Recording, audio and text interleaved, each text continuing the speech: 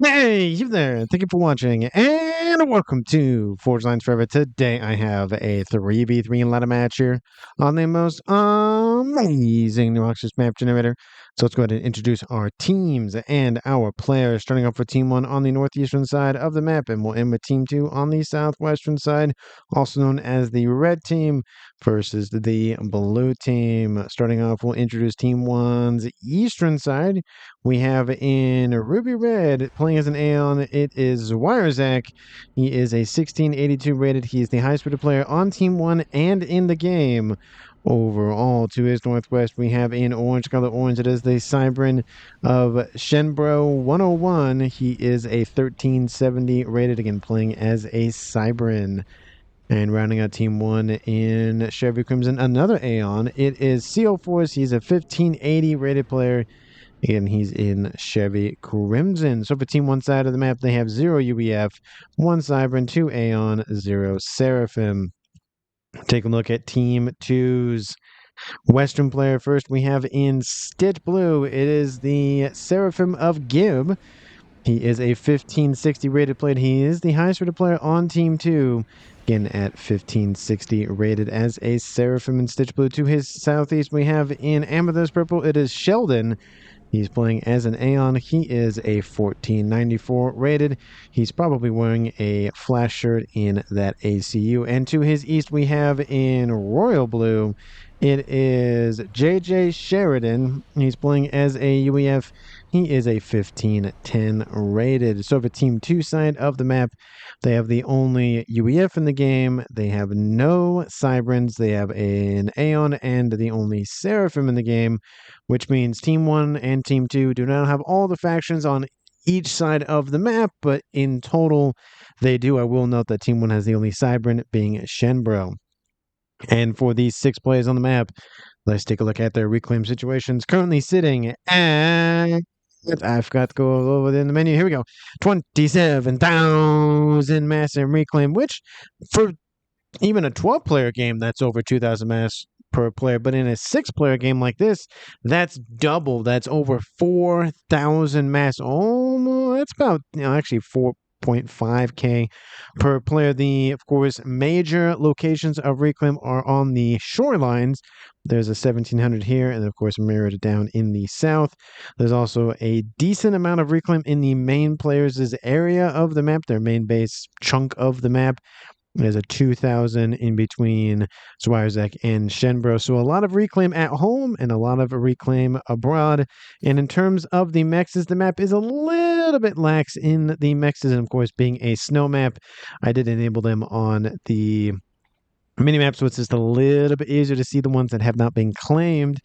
I will note that there is a decent amount of mexes in the Western. Nice little five-star mex position. I definitely can count for Team 2's Gib, as well as there's another 5-star mex down here in the southeast. So 2 5-star mexes on the edges of Team 1 and Team 2's main bases. We do see 1 mex on each of the islands to the east and the west, and there's no mexes in the water. That is unfortunate. I do like to see mexes in the water. And this map, it has one definite feature, and that is the water, the little river, I would presume, running straight along the middle of the map.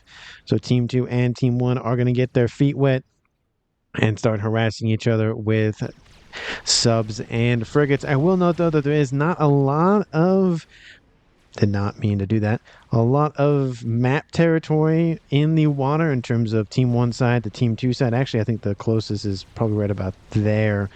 So it's just not that big of a section of water, not like Settons. We have a big pond in the north and a big pond in the south. It's very much a smaller engagement. We might kind of see maybe Team 1 controls the northwestern side, Team 2 controls the southeastern side, and then they're engaging along the middle here. I don't think we'll see a reverse where Team 1's engaging this way and Team 2's engaging this way, just because there's just not a lot of territory between the two to act as a buffer zone. It's going to be definitely a little bit more hard pressed to get that more traditional, along, you would say, normal vectors in the naval department going. But we'll see how the game progresses. Wouldn't be the first time that I have been completely just shoved back in terms of my words and being like, yeah, no, you were wrong. I was like, yeah, it wouldn't be the first time. Won't be the last, of course. Team 1, CO Force getting a couple of facilities online to the north. We see the similar thing for Shenbro. And next door to him is Zwirerzek. So everybody in Team 1 is in Navy. I will note Team 2 is missing one player from Team 2, and that is in Omina Paratos. We do see that he is going for air right now. His also name is Sheldon. So I introduced him as Sheldon because that's what his name says there, but it actually is in Omina Peritos. So just for those of you who are aware, he is one and the same. So there is that. So Team 2 is going to be a little bit lax in the Navy, but if Team 2's air player of Sheldon or in Amina can get a air presence going, that might even the odds. But again, with playing Navy, as always, build your own T2 air headquarters for all of those torpedo needs in the sky. So there will be availabilities for possible snipes from everybody, you would presume, in the game. We do see that Team 1 Steel Force is going to walk onto the mainland to the western side. Don't see any other movement from comms towards the other side of the map for Team 2. JJ Sheridan and Gib are in the water. T2 Navy already started. It looks like, yep, there it is right there. Almost done with that. Team 1 T2 Navy is done. And it's going to be a race to those destroyers, a little bit better range, and trying to drive a wedge between the middles of the map. We do see some units inbound from Team 2's Team 1 forces trying to drive some attention away from the facilities, allowing Team 2 to get that T2 naval headquarters online. We do see a couple of Team 1 bombers online just to thin out the herd a little bit, and those forces are dealt with right quick. And in Amina pointing out the T3 air facility being built by Team 1 Shenbro. So even though Shenbro is in the water, he is going for air as well. So again, like I said, it will give a little bit of advantage to Team 2's Sheldon or Inomina because he's not splitting his focus between air and Navy, but there is still the air presence to think about. We do see a bomber started for him, so he's going to go for first bomber, which it might be enough. We'll see what the percentage is at. That's not going to stop the upgrade. But it might go after the pigeons, and if it does, it will cripple the power for a little bit, delaying when more stuff comes online. I will note that forces have made landfall and now going after the T2 mexes on the western side for JJ. So he's going to lose 30 mass a second roughly, which will drop him to about 60 or so mass income. T2 Navy is done. Also for Team 2's Eastern player of Gib. And so he's going to be able to produce some of those cruisers as well as those destroyers, of course. Those Valiant class destroyers. We do see an exodus going after the other facilities. T2 Navy, of course, has been spotted. Isn't being focused, I will note. And a couple of Team 1 frigates and subs are inbound to, again, kind of do the same thing that happened against Team 1, but Team 2 is not in as good of a position as Team 1 was or is. And it's a 2v1 in terms of destroyers, and it's just not looking good. Second destroyer is just being denied, even if it does come across and done assembly line, whatnot. Yeah, that facility for Team 2 is going to be knocked out. Not looking good. That bomber is... Did I miss it? I did miss it. It looks like the bomber was able to be dropped and kill off a couple of pigeons, but it does look like... Yeah... Oh, the bomber does go... I went off screen. That's why I didn't see it. Ooh, yeah, look at that. Not doing good on the power for Shenbro. He's getting some ASFs online, but he needs to fix his power, which is going to be crippling for him for now. Again, Team 2 is losing Navy. Team 1 starting to win air, so we are seeing a more focused line on Team 1 securing the entire, not say pond, but river. We do see the facilities have all been completely knocked out, and Team 1 only has to really focus on this, and that's it with Navy for Team 2. We do see T2 Torp bombers are online, assisted by some T1 bombers as well, going after the remaining forces. But again, the damage is done. Team 2 has lost that headquarters. They're down one, and there is that second one in the north for Team 1 SEAL Force. It is well protected only because it's further away from the action, and Team 1 Shenbro just control K's because of the destruction of his T3 air headquarters. He was trying to produce some Team 1 AA to deal with the bomber, but he just got too destroyed with that bomber that he just is done with the game. So now with the first departure of the game, it is a 2v3 in favor for Team 2 at 13, almost 14 minutes. We do see some torp bombers inbound for the T2 air headquarters. Lots of engineers trying to assist the repairing of the facility, keeping it online. Looks like some of those torp bombers actually land on top of the engineers, it looks like, which will actually help keep the facility online maybe a little bit longer. We do see some AA in the area, but it is Team 1, not T2, so it's going to be a little bit longer to deal with those bombers. I don't think that facility will make it out of danger. I think it will be killed off. The one in the north should be fine, though, because it again is further away. It looks like the strat bomber was eventually dealt with. We don't know. I mean, it was a lot of mass kill, to be fair. Mechs dead, mechs, Snots, pigeons, and whatnot being built, mexes and whatnot destroyed up there. T2, it's going to go down. Destroyers are inbound as well from, is that Gibbs? No, that's JJ. Yeah, those are Gibbs, yeah. I think I might have confused myself with who's who in terms of the blue players on Team 2, but the T2 naval headquarters is down for Team 1's Zwierzak, but he does have a second base, so there is that. I will note, again, T3 air headquarters is knocked out, so it's gonna be a little bit of time before that T3 is back online. It gives Team 2 more time to produce more torp bombers and go after everything and the kitchen sink in the water. Again, they haven't completely lost Navy yet, but it is one of those instances where it's just it's not looking good for either team in various aspects, so we'll see how it ends up shaking out. Again, I will note, most of you have probably noticed the timestamp, which is maybe one of the reasons why you clicked on the video. It is over an hour. It's probably an hour 10 or so is the replay, so lots of time for crazy and nonsensical action to happen. We do see some forces inbound from JJ from the south. I'm trying to, again, secure some sort of maybe reclaim, maybe just keep Team 1 back as much as possible. And again, now we're seeing that kind of north v south action kind of happen along the river here, and the middle just kind of gets boned because of all of the units running back and forth. So realistically, it's not worth it going back into Navy anywhere near here. Same for Team 1. It's just not worth it. It's better off to maybe build even up here. I mean, you could maybe get away with here. I feel like that's a little bit too risky, but even just maybe just build right next door and call it a day. And go a little bit quiet in the middle of the map. We do see a couple of units bombarding nice little T2 Pigeon that will eventually be wiped out. And Zwierzak is falling back. He's building a T2-1 there, but he's going to abandon it and go home, it looks like. So far, the only departure was a Control K. No kills as of yet, and no Combi-Com action. I highly doubt there's going to be Combi-Com action at this point, especially with the only Cybern not no longer with us in terms of telemaser tech. Again, teleporters do exist with Aeons and UEF. Wait, no, Aeons don't have it. Seraphim have it. UEF have it.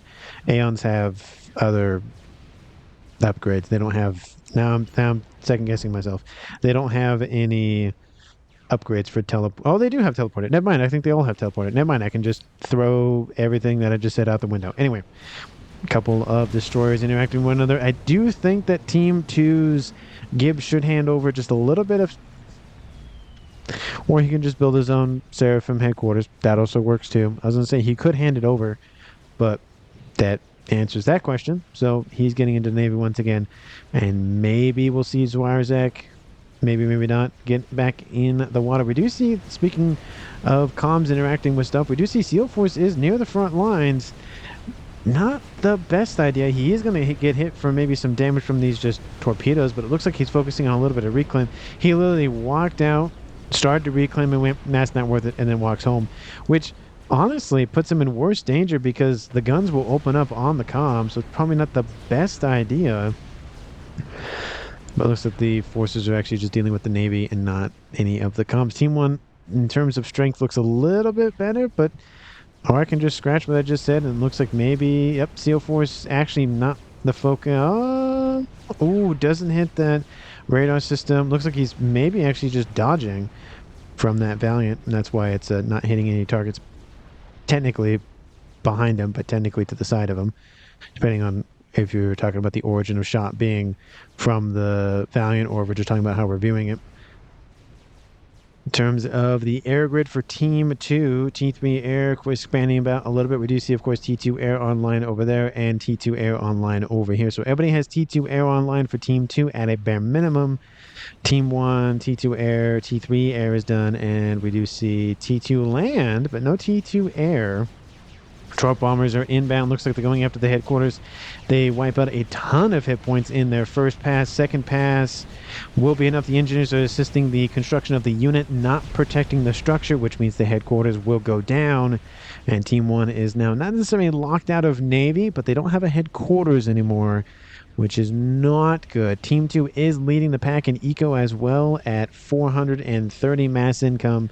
So that lead is definitely starting to make a difference in terms of what is on the map. I would assume T3 Navy might start to be thought about for at least somebody on Team 2. And maybe there'll be more emphasis on air from Team 1. Who knows? All of the facilities are gone. Team 1's going to just completely fall back in Navy for now, it looks like. And Team 2, for the most part, owns Navy. But there are still forces here creating a nice little roadblock for Team 2 to deal with. Technically, it's a blockade. Blockade, roadblock? Well, they're not on a road.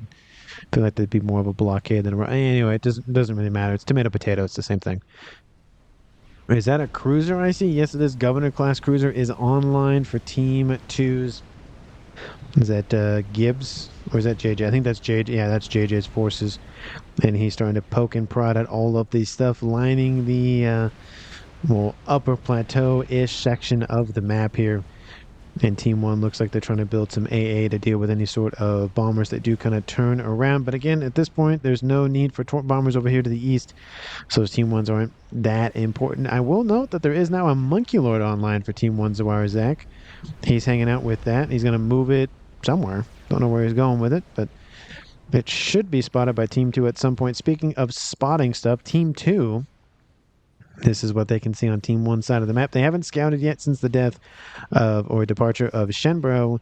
And this is what Team 1 can see on Team 2. Pretty much no scouting on the southern side. That's definitely something that they'll have to fix. They do see transport, but I have no idea what that's about. Maybe they thought they were going to transport some units over. But I don't know. No idea.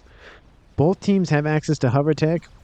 In terms of 2 of the 3 players, we do see Inomina and Gib have Seraphim/Aeon, and then Team 1's remaining players are both Aeon, so they have access to a lot of hover tech, so we might see that be deployed by Team 1 to kind of act as a buffer, but T2 Navy is back online.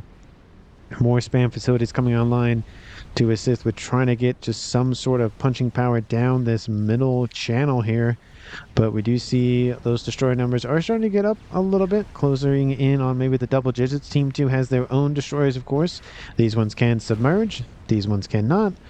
And, of course, the ones with laser weapons hardly ever miss. 99.9% of the time, their shots are on target. We do see a nice little spy plane getting some readout what Team 2 is up to. And transport is spotted, if they notice, but it isn't going very far. It's going for the T3 Naval Headquarters. So it looks like Gib did think about going for T3 and maybe even UEF go T3. Of course, when UEF go T3, that means Neptunes come out, and that makes myself pretty happy to see that. We do see, again, Monkey Lord should be spotted by Team 2. They are shooting at it. That's just kind of a passive thing, though. They're not actively shooting at it in terms of making the command, but it does make a ping, or somebody makes a ping, and it looks like Omina makes the comment about spiders. Couple of ASF just running around for whatever reason from Team 1. No idea what their goal is, but looks like they maybe were going after a transport or something. They maybe thought something was happening and decided to go after it. We do see the Valiants moving in. Again, don't sit next to the shoreline because that happens. First destroyer is down, second destroyer is down, third destroyer moves out of range, and now that Monkey Lord will be the target. Looks like a radar system's not going to have a fun day here. We have some gunships inbound, some Stingers spammed up, and some Volthus moving in from Team 2's eastern and western players. Stinger's not that powerful, but hey, it's better than nothing. Volthus a little bit more powerful in terms of hit points. They have 1,800 versus the Stinger's 700, so definitely a difference in firepower there. And ooh, T2 Pigeon plus sign there. That would be kind of rough to lose. T3 Restorer online. Not really known for its air-to-ground weaponry. That's 2,000 power lost for Team 1. Team 2. T3 Air Headquarters is down. That is unfortunate, but Team 2 is not knocked out of air, of course, and T3 mexes are being wiped out. The Monkey Lord will probably get the last set. Oh, yep, grabs all of them, is at 4-star vet, still alive, just barely staying in the reds for a decent while longer, and there he goes, almost wipes out the entire main base for JJ, so he's going to be out of the fight for a little bit. T3 Air is down, mexes are down, not good for Team 2. We do see Team 1 to the north.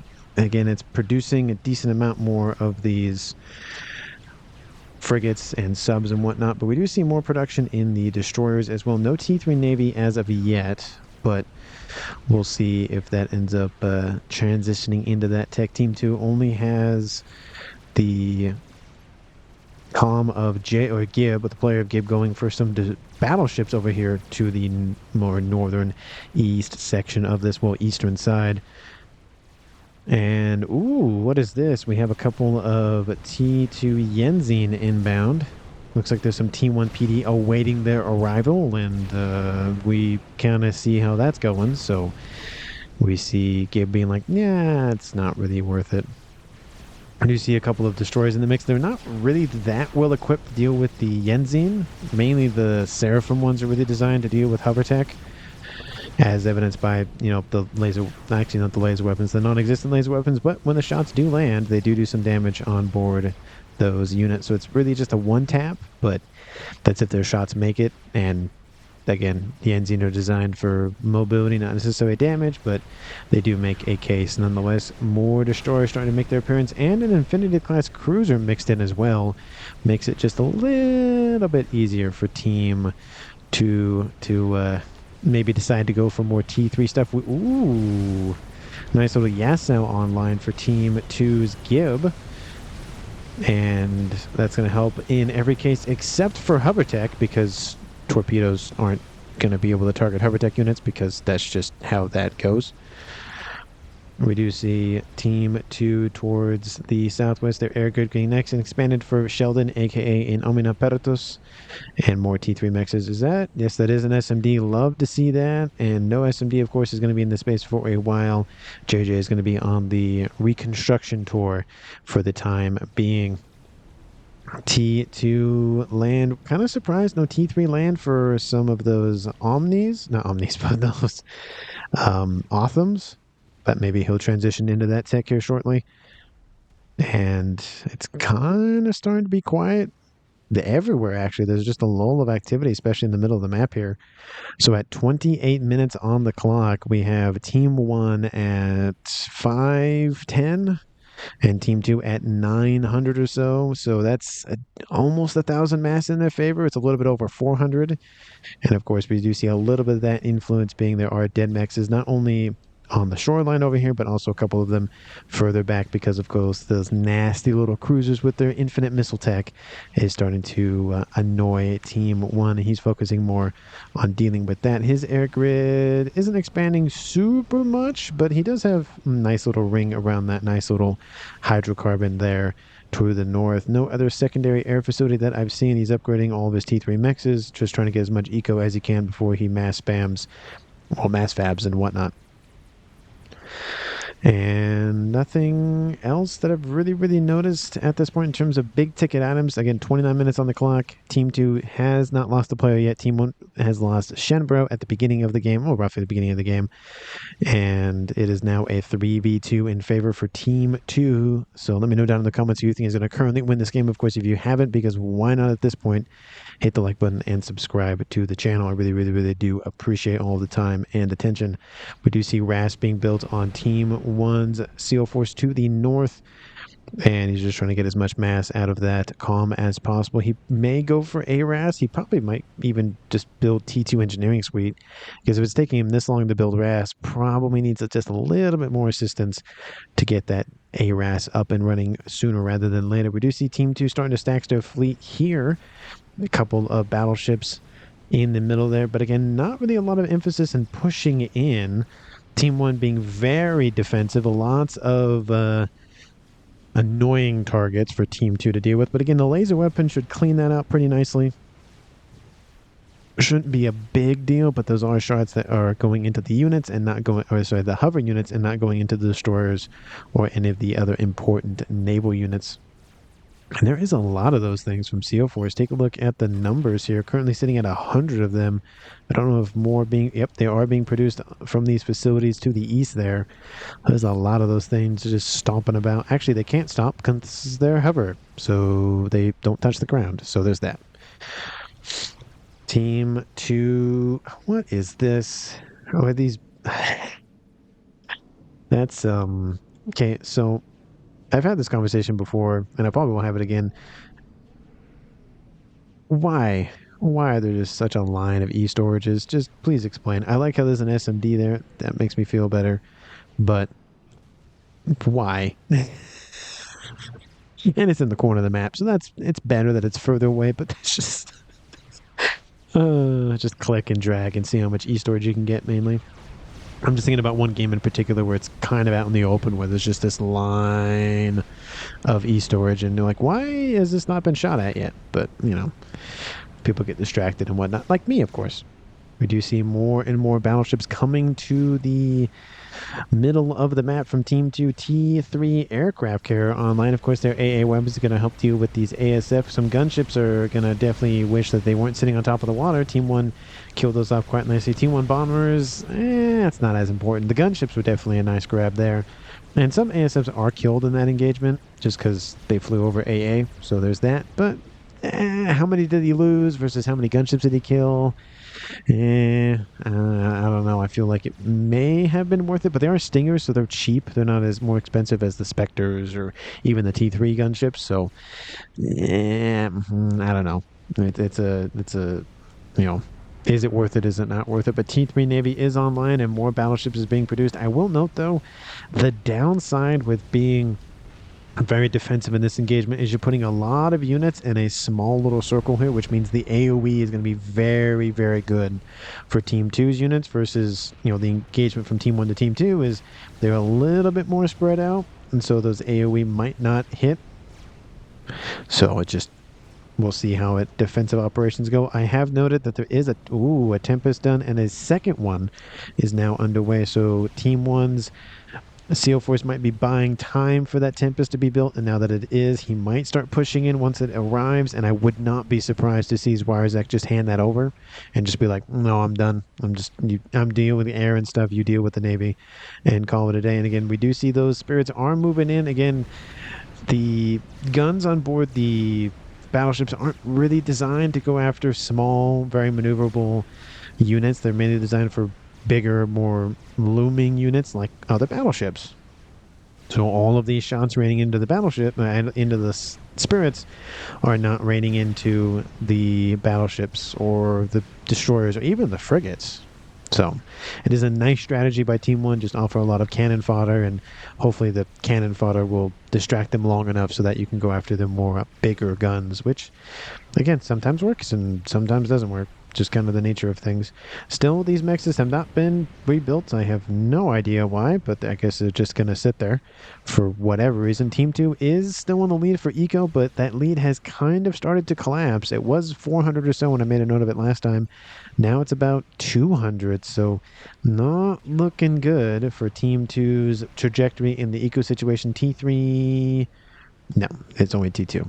So, not really progressing in that regard, but I think he's more focusing on air, which he's doing. He's building, well, he's doing the UEF things, which is building an artillery after he builds a satellite. I do like the fact that he's just in the, it's just e-storage everywhere for Team 2, but he's in the middle of two e-storages. Definitely probably not the best place to stand. He might be out of range. I don't know the exact range on all of the e-storages, but he might actually be fine. Don't quote me on that, though.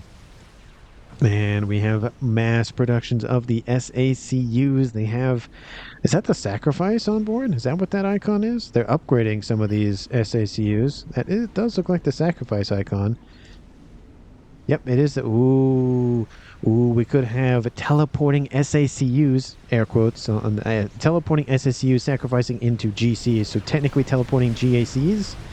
What's that? GACs? GCs? Air quotes on the teleporting part. And here comes that fleet engagement that we have been waiting for, at least I've been waiting for. Battleships focusing, of course, the experimental battleship from Team 1 taking heavy damage from all of those Hathum. And they're going to try to dip it underneath the surface, and it's going to be close. So they'll keep the Tempest online. It can still be ground fired, though, so it's not a complete 100% victory of saving the thing, but it's still alive at 5,000 hit points, which is better. I say 5,000, and then random shots are... Ooh, they're going after the other units nearby, and the AoE is just good enough. There it goes. Just good enough to be able to wipe it out. Second... I was going to say Tempest, but that's a Monkey Lord, not a Tempest. That's a Tempest. Did they build a third one, or is that still... That looks like that's still the second one. ASFs and inbound. Not a lot of air for Team 2, even though they've had air for a while. Looks like the air is inbound, though. Gunships were spotted, and gunships were eliminated. That's the second group of gunships eliminated by Team 1. And there is the air fight, 37 minutes on the clock. And not looking super hot for Team 1. They went for the gunships and disengaged, and I think at this point they might as well have just went for the engagement, maybe made it a little bit better. But look at all the dead ASFs from Team 1, just absolutely eliminated, just massacred by Team 2. That, that continuing to just hunt them down really drove the numbers down. And Team 2 has air control. I wouldn't say dominance, because there's not that many online for Inomina. I mean, we're talking about... Oh, okay, he is at dominance. He's at 50, but it didn't look like 50, to be fair. When 50 doesn't look like 50, 100 doesn't look like 100, and 200 looks like 100. I don't know why. And Hathums are being chased away by more and more and more omens. And that is a not good omen for Team 2. We do see 6 or 7 ACUs to sacrifice on GC. I don't remember the math. I think it's 6, depending on the upgrades on board. But I'm not 100% on that. But he does want to go for the teleporting SACU sacrifice nonsense. So that is nice to see that tactic. You don't see it very much, which is definitely fun to see. We do see JJ saying 7. It's better to have more than have less. Because if you have less, it's not going to work. If you have more, you wasted a little bit more mass and energy just to secure the GAC teleportation SACU trick, GC thing. So, anyway, we'll see if it works. That'll be the key. I don't know where they're going to put it, though, because you want to be able to start the build, immediately use it, and then destroy a lot of stuff with it, hopefully. Maybe here might be a good option. We'll see what Team 1's vision's like. Yeah, that is a little bit of a blind spot there. Look at that. So they could go for that. They should have Omni in range, so they will see it when the SACUs do teleport in. But in terms of visual contact, they don't see it. And ASFs, I don't get this, though. They fly over AA. The numbers, I mean, they are about 50 or so in favor, but... Ooh, yeah, doing the exact same thing Team 1 did. Oh, and they lose a lot more ASFs than they really intended to. It doesn't look like he sent all of them in, though. And actually, maybe he did, because I don't see any more ASFs online for Team 2. So that's not good for Team 2's air for sure. That's not looking good. Team 2 in the Navy, they're dealing with a couple of annoying hover tech units, but those have been pretty much dealt with at this point.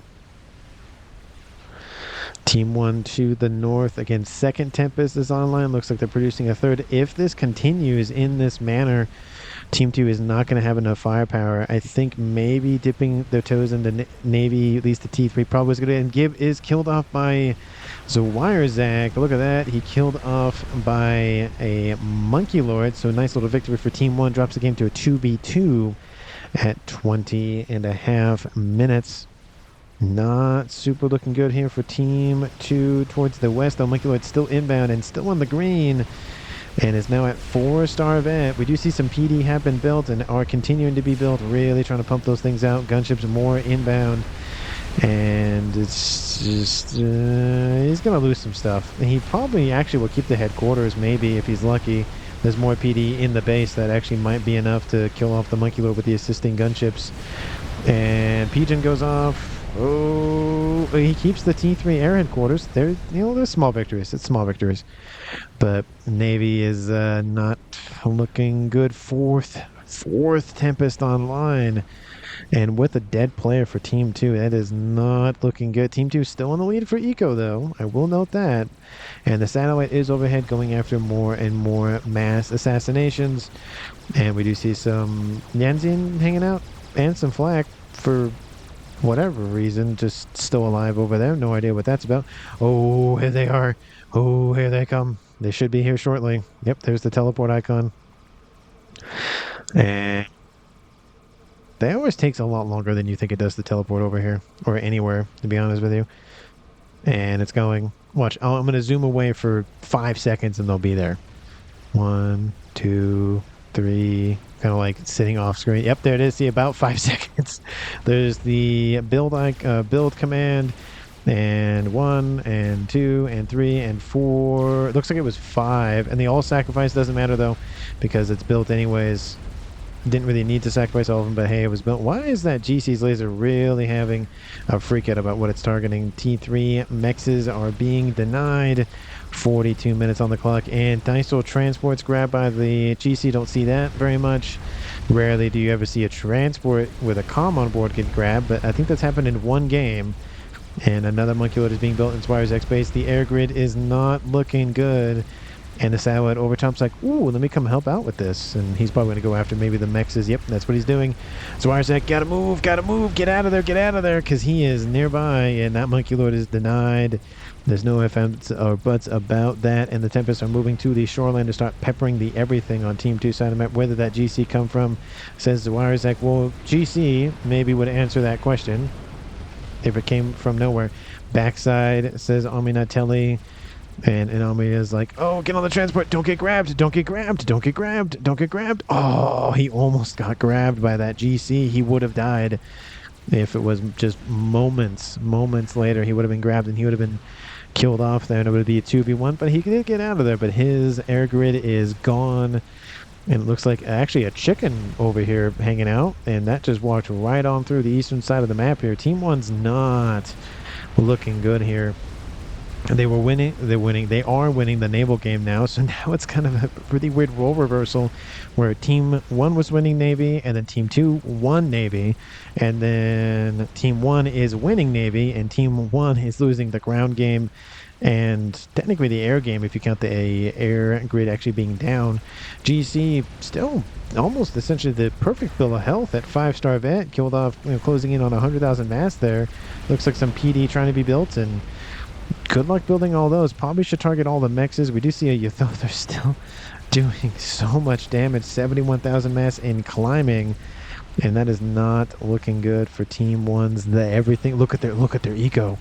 Ooh, that is not good. And that's of course with power. That's not they're not negative on power. They're not, power stalling. That is legitimate eco. That is not good. And GC not targeting the pigeon in front of his face. No idea what that's about. I don't know if target priorities are maybe getting in his way. Oh, he's just going to stomp over it. Doesn't care if he takes some AoE damage. Satellite still doing some work for Team 2. And it's just, ooh. Team 2 is actually able to pull away the Tempests from the front line. It gives them a little bit of breather, but there are still missile ships to deal with. And Team 2 has just lost all of their facilities in Navy. And that's no longer air. There's no longer Navy for Team 2 to cool off in this very cold environment. T3 Naval Headquarters is denied, though, by that GC. So looks like nobody can have fun in the water today. The remaining structures that are building T3 units will still continue to build them, and then they won't build anymore. And the facility will actually deny, or the GC will deny another Omen from being built, which I guess maybe at this point isn't the biggest loss for Team 1, but we do have a secondary T3A naval headquarters to the northwest for Zwarzak, but just the air, look at all the dead mexes over here, That one GC, that one Yuthotha just wipes the floor with Team 1. And like I said, this game goes on for another 25 minutes, so we'll see how Team 1 ends up surviving or continuing to try to just stay alive for the other next 25 minutes. But who knows? They could pull a Uno reverse on Team 2 and win the game. It is entirely possible. Another SACU producing facility looks like it's just a RAS base. Ooh, there's a nuke being loaded here by Team 2's Sheldon, technically in Omina Paratus, and artillery is done. I will note, though, that it's definitely in range of missile ships, regardless of me actually looking at them currently. If it moves, yeah, that's definitely in range. If they move over here. If they're not in range over there, they're definitely in range over there. So just make that a note. To the north, we do see a GC built by Team 1, killing off the chicken for Team 2. And looks like the chicken is now dead. The GC was eventually destroyed, but just look at the carnage. You know, this base is gone. All these mexers are gone. This base is gone. This base is cut significantly, not even in half, in like 2/3 it's gone. Mexers are being rebuilt up here, but just so much mass. 1.5 to 200, and that's probably legitimate. That's that's going to even drop, I think, even more a little bit there, but he fixes it. It's back and forth. So yeah, not looking great on Team 1's power or anything else. Team 2, I think, honestly, all they got to do is hold up. Maybe they go for a bunch of nukes and win the game that way.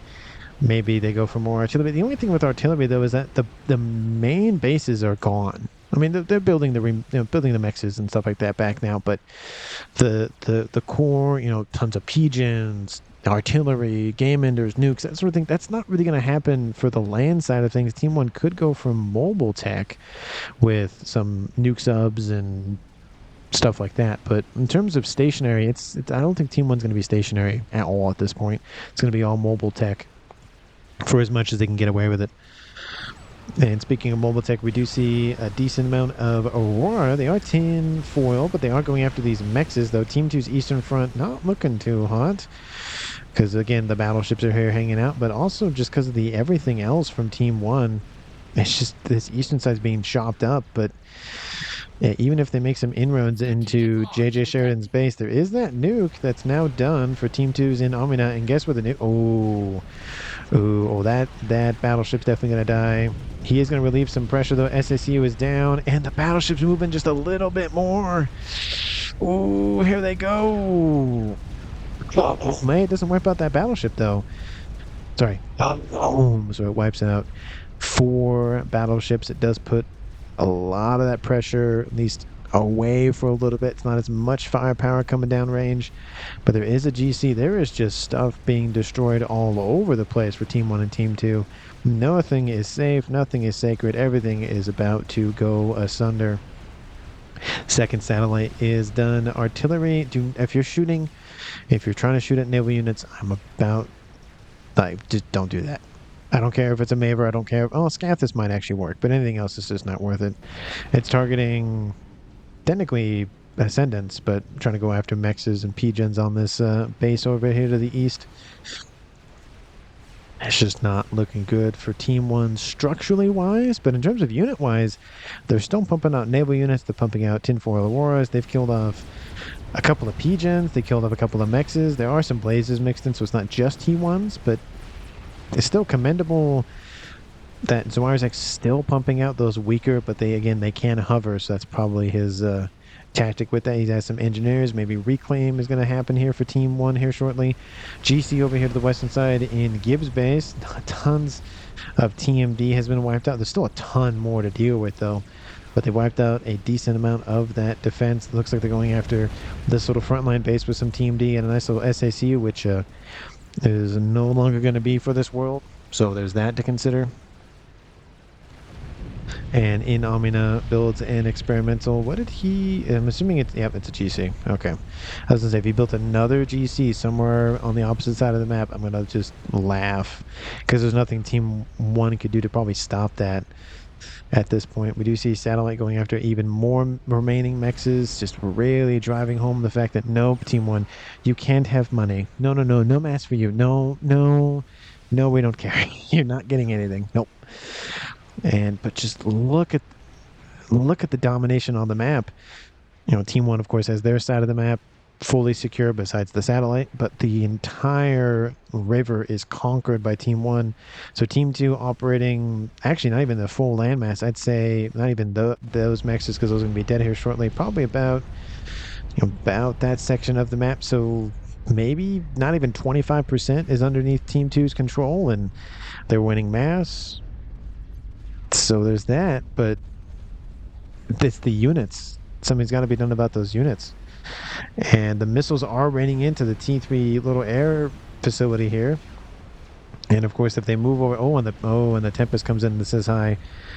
Is that? Ooh, it's barely in range of the artillery's pigeons, which means it's definitely going to be able to hit that artillery. And there goes the shot. Oh, it does hit a shield generator though, so there is that. But that shielding is not going to last much longer.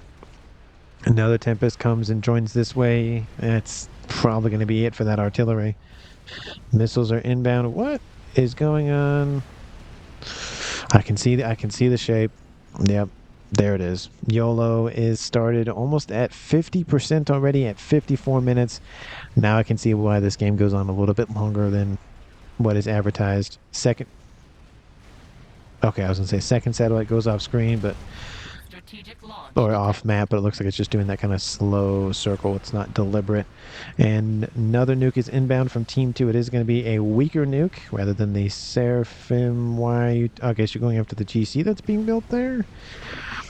Out of all the things to target, I mean, yeah, it does kill off the thing building the GC, but I feel like that's probably not super worth it. A Cologne wipes out the GC being built, which I guess is that, but yeah, I don't know if that's really, really worth it at this point. Another SSU is gone. The artillery is still alive. More shielding is being built to try to act as a buffer for those Tempest shots. SSU, that one's gotta hurt.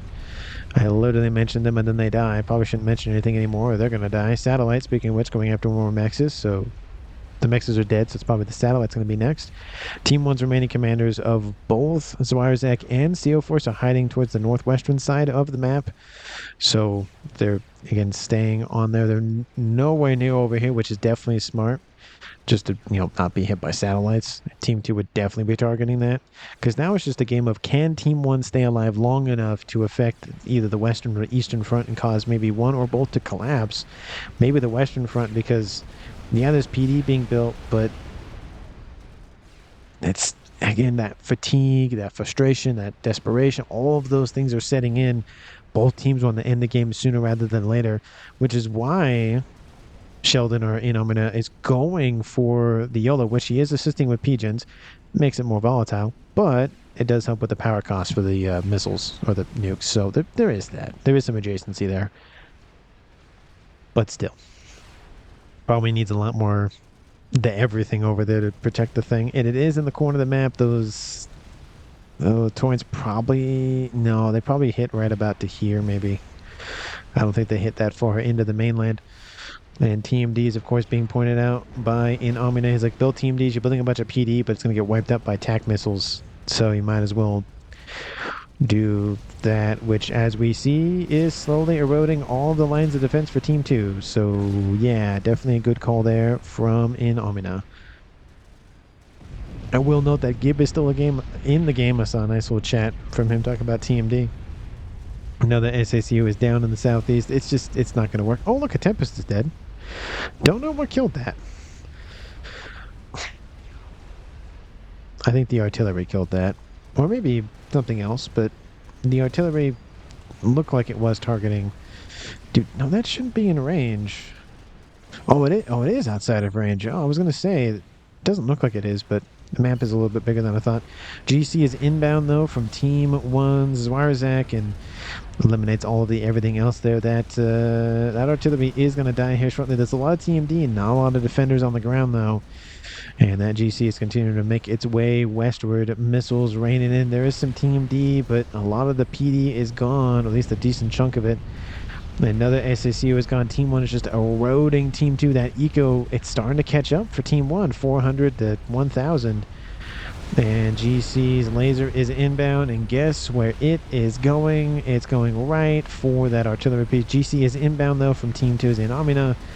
And at this point, it's going to target this. It's not going to care about how many hit points it loses because it's not targeting the GC. Pigeon is going down. Shield goes not offline, though. That's nice. At least, or blows up there. Oh, the GC still targeting the pigeons, and he's just gonna stomp on that artillery piece. It's not really doing a whole lot, that artillery piece. It was a nice stop. Oh, that's gonna die because the crash damage. That's gonna suck. It's like, no, says C4 grabs the the artillery with its death, but the YOLO is done, ladies and gentlemen, and it is now firing its first big super nuke. And the everything over here, the bay, is going to be no longer existent. Team 1 does not have an SMD that I've noticed, so everything is up for grabs. If Team 2 can time and plan their nukes well, that might be the only thing they need to win the game, because they can wipe out all of the everything else. There's no SMDs around. There's no units that have SMDs on board that Team 1 can build for mobile purposes. It's just stationary things, which I still feel like you should be able to build something that has a mobile SMD, but that's neither here nor there. Oh, no, he's out of range. It looked like he was going to walk into it, but the T3E naval headquarters might go down. It might actually be fine, but it does wipe out everything that was under the water and in the water and over the water. Pointed out by Gibb. Looks like Team 2 sees them. Yep, that's what Team 2 can see. They definitely assume that a unit being that close to the water or to the land, that's definitely a comm. And YOLO pointing out by Team 1's, actually Team 2 actually. JJ saying YOLO here, which, I mean, you can do that. The only problem I have with that is both players on Team 1 are aware there's a nuke, and they probably saw that it was a YOLO. As much as they really want to go after the players, which, again, they kill the remaining players on Team 1 and they win the game, they're going to move, I think, almost every time a nuke is launched. We do see movement outbound from CO Force. No movement outbound from Zwarzak, though. Oh, nope, there he goes. He's moving now. So it's not really worth it. Granted, he does have stuff here, or Team 1 has stuff here to be able to see the trajectory of the nuke going that way, but he's going to move out of range, and he's going to be fine. And then that's, in my opinion, a wasted nuke. You might as well go after mexes, might as well go after other structures, might as well go after this mess and not. Look at all those units would have died. All of them. You target this or a couple of these, you wipe them out. And if they led the shot a little, did they lead the shot enough? No, they did not. They went straight for the comm. They did not go. Oh no, he did take some damage though. He's not dead, but he's heavily damaged. So he's gonna be staying on the move for a while. You might as well just put a patrol order and just have him circle up there and call it a day, to be honest. But I feel like it's more worth it to go after these forces right here, because that's some of the direct threats. You do have 2 GCs inbound. One of the satellites is down. Another YOLO is inbound. Ooh. Point defense nukage. Got to love it. It's going to go up and then over and then down. And look at this. Team 1's micro of the forces, they split to get away as much as possible. But I think... Oh, actually, they might... No, yeah, they're fine. They're out of range of the major damage from those nukes. So there's that. And we have 2 GCs inbound from Team 1 over here to the east. There goes that air grid. Team 2 is losing with a game ender. So the tenacity. Team 1 could have easier just been like, nope, there's not much left for us. We'll just leave and be done with it. No, they stay with it. And it looks like maybe they will win the game. The YOLO, again, heavily protected by PDs for any sort of, telemasers that don't exist at this point. But 1 hour, 2 minutes on the clock, and yeah, their air grid is down, their satellites are down, the artillery is down, and we have, a bunch of GCs fighting it out, but Team 1 has been pumping out units constantly. Another nuke is inbound, and it's going to go... I don't know if that's worth it to try to go after the comm. Another SACU blows up somewhere. Haven't seen anything about JJ Sheridan's comm. We do know where Sheldon/Inamida's comm is. I don't even know where... Oh, he's down here. I see him. He's underneath. He really wants his satellites. Oh, that's just another wasted nuke. They thought he was going to be there. He's on a transport. That's even better for Team 1, because that way he can just move out of the way before it really lands, if he's that quick on the draw. But this northern engagement, look, all these forces would have been dead. All of those forces would have been dead.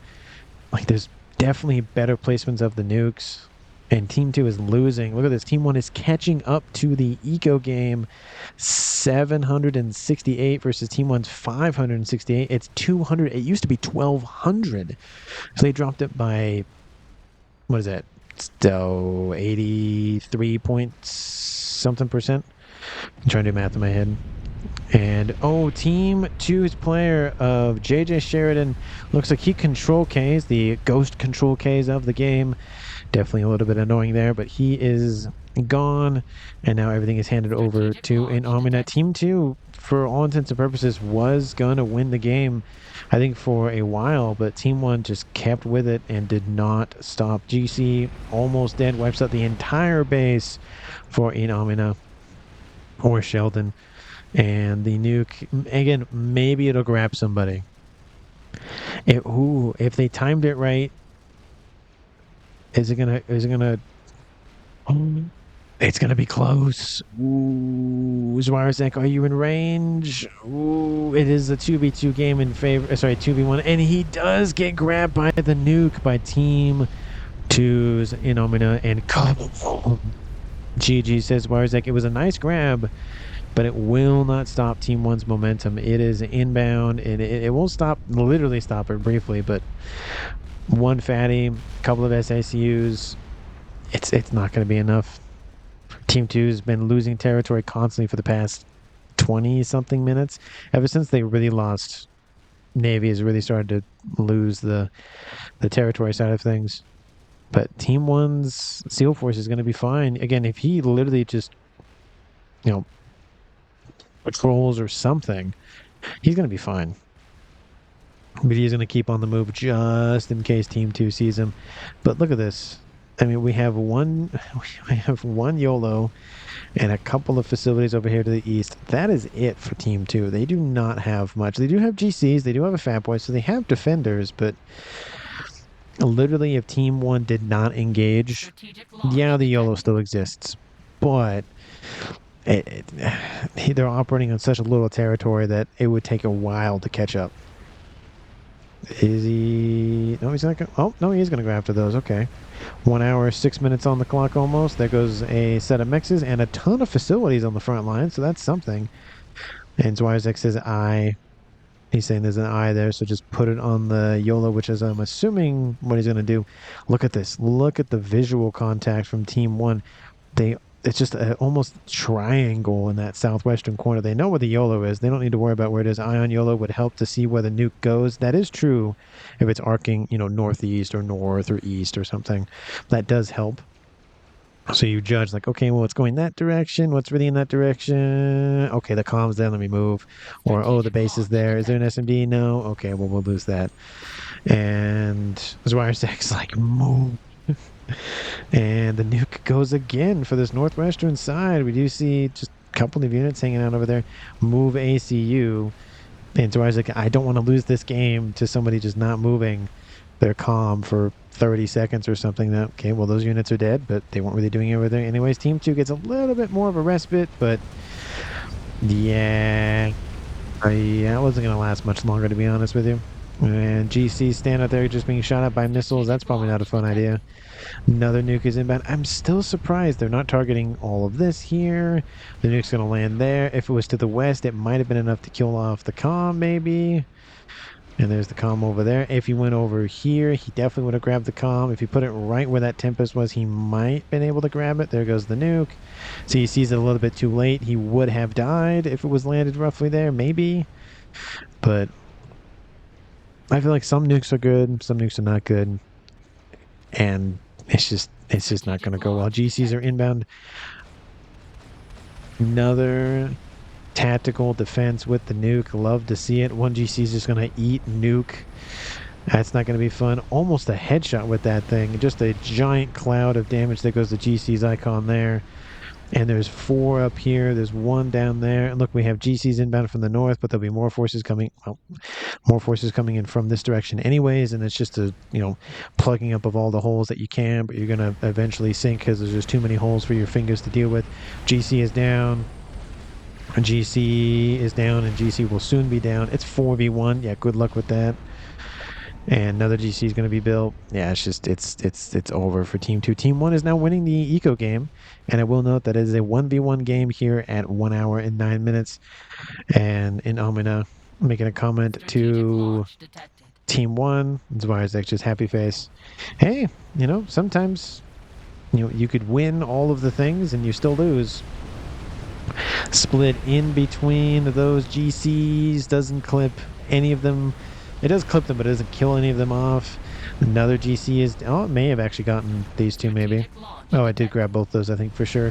Nuke is inbound from Team 1. Ooh. That's not... Yeah, there it goes from a Nuke sub, it looks like. Yep, it's inbound. Sheldon's going to go up in a blaze of glory. And there he goes. Come on. Boom. All of the everything dead. That's not a Control K. Well played, guys, says Warzek. It was a good game back and forth. And it was a pretty neat game, I will admit. And that's just how the cookie crumbles. Sometimes team in this case could be winning for a decent while of time, but it just takes that one loss somewhere that starts the ball rolling in Team 1's favor in this example. So thank you so much for watching. I really do appreciate it. If you haven't done so already, please like the video and subscribe to the channel. MVP, everybody that made it to 50 minutes. So CO4, Swirezack, in Omina, Sheldon, in Omina technically / Sheldon, and JJ Sheridan. Everybody did a good job in the game, I think. I don't think there's one standout, but, it was nice to see nonetheless. Thanks so much for watching again till the end of the video, and I will see all of you in the next one.